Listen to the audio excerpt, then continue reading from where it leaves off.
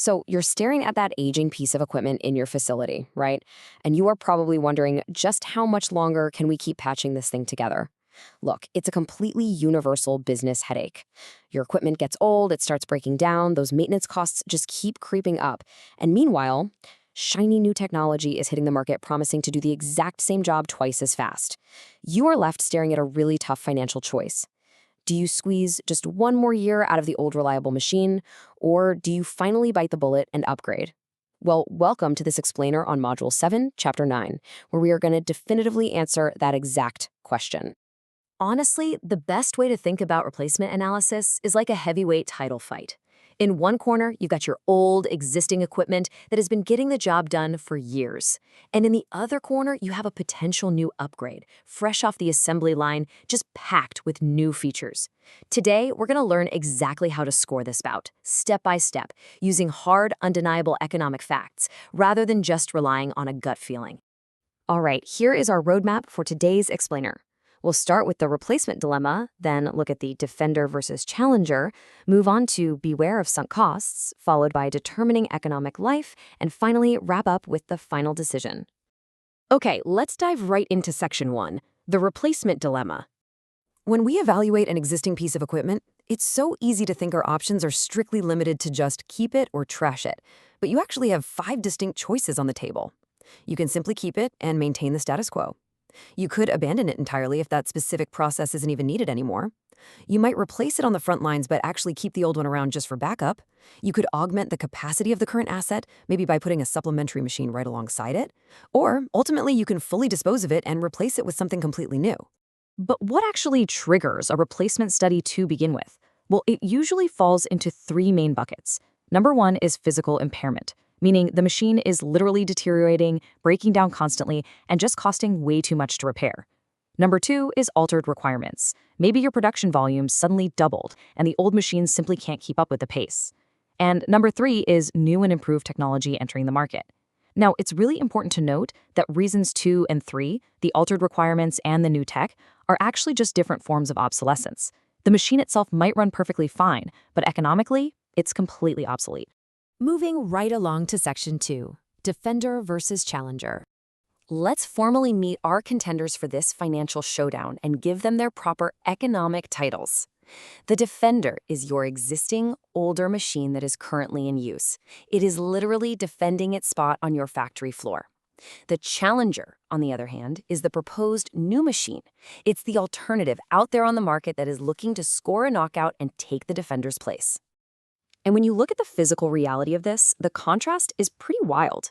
You might have a classic Defender, like an aging, heavy-duty industrial boiler that just has miles and miles on it. And then you compare it to the Challenger, a highly efficient, pristine, state-of-the-art Bailey industrial saw, for example. When you put the old and the new side by side like this, that upgrade always looks incredibly tempting, right? But as we're about to see, the math absolutely has to justify that shiny new paint job. To make a truly fair comparison, we have to adopt what's known as the outsider viewpoint. I want you to imagine you are an impartial third party, a referee, who doesn't own either machine. How would you establish the fair market value of the Defender? This is also called the opportunity cost approach. The opportunity cost is the literal financial opportunity you are giving up by deciding to keep your old asset instead of just selling it off. Putting on this referee mentality guarantees that we evaluate the Defender based on its true current value on the open market, completely stripping away any emotional attachment or past history. Which perfectly tees up Section 3, beware of sunk costs. Speaking of past history, we need to talk about a massive mental trap that absolutely ruins financial decisions all the time, and that is dwelling on past investments. The crucial thing to remember is this definition. A sunk cost is any past cost unaffected by any future decisions. When we are doing an engineering economic study today, it is strictly 100% about the future. Past estimation errors, like maybe you paid way too much for the Defender 5 years ago, are entirely irrelevant to your decision today. That money is gone. Let's look at a really concrete example to hammer this home. Say your original investment in a machine was $20,000, and over the years, you spent about $5,000 on past repairs. But today, its current market value, what someone would actually hand you a check for right now, is only $10,000. Are you really going to throw good money after bad just because you spent 20 grand originally? Absolutely not. The $15,000 of lost investment in past repairs, those are sunk costs. Only the current $10,000 market value actually matters to our fight. That is the true cost of keeping the defender today. All right, Section 4, Determining Economic Life. Time for the weigh-in. We know our fighters, and we've completely stripped away the sunk costs. Now, to score this fight mathematically and figure out the true economic life of an asset, we rely on the AEC, or annual equivalent cost. Doing this properly means knowing the absolute minimum annual equivalent cost of your alternatives. We calculate this by simply taking capital recovery, which covers the initial investment and the fact that the asset's salvage value drops over time, and we add that to the operating costs, which, as you know, usually spike as a machine gets older. The ultimate goal here is to find the exact lifespan where this combined total expense hits rock bottom. When you map this math out visually, it's actually pretty fascinating. You have one trend line for operating cost that steadily climbs year after year because, naturally, maintenance just gets more expensive. Then you have another line for capital recovery that starts high but drops because the actual cost of owning the capital spreads out the longer you keep it. But when you combine them into the AEC, it forms this distinct U-shape. Where that U-curve dips to its absolute lowest possible point, that right there is your exact sweet spot.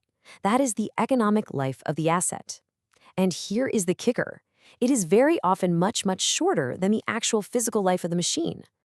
And that brings us to our last section, the final decision. We have officially reached the final round.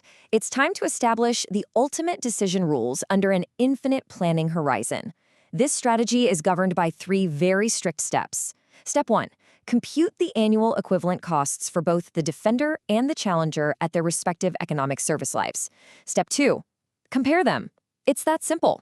If the defender's cost is higher than the challenger's, you replace it. Immediately. Done. But if the defender's cost is lower, you keep it. Which leads us to step 3. If you do keep the defender, you can't just ignore it. You have to conduct a marginal analysis every single year. You are constantly comparing the cost of keeping the defender for just one more year against the challenger's minimum cost, just to make sure you don't hang on to it too long. Think of this flowchart as your ultimate cheat sheet for delivering the knockout blow in replacement analysis. The logic gate right in the center tells you everything. You calculate those minimum costs. Are the defender's costs higher? If yes, boom, replace the defender right now. If no, you keep the defender. But check out that loop at the bottom. Once you hit the end of the defender's economic service life, you're checking the marginal costs of just one extra year. If that marginal cost suddenly spikes higher than the challenger's baseline, that's your trigger to replace. It is a continuous, totally ruthless cycle of economic evaluation. So, I'm going to leave you with this question to chew on the next time you're looking around your own operations. Is your defender truly fighting fit, operating right at its peak economic life? Or are you honestly just clinging to a sunk cost, maybe a little afraid to step into the ring with some new technology? If you apply this brutal, outsider logic to your aging assets, I promise you, the right decision is going to reveal itself in the numbers. Thank you so much for joining this explainer, and we'll catch you on the next one.